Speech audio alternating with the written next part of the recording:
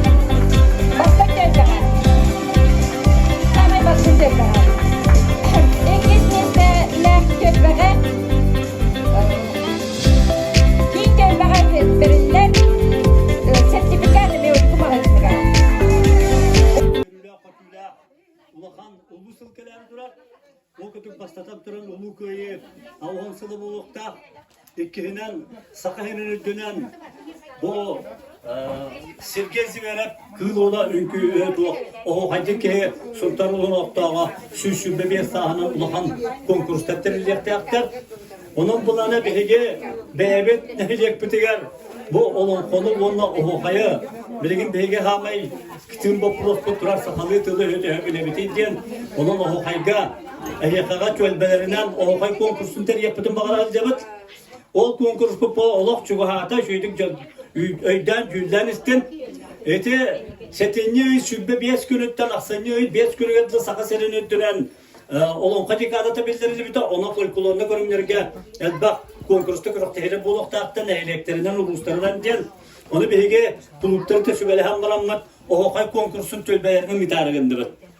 Ontuk bu pollağına beyene ana hayın bu tatlı oğar mançarı on yuta kırıqtehide ıtırlarından Sivas'tan Sakahırıgar Samay ulakan o hay tühülgetin onurarı tatlı uha bilenler.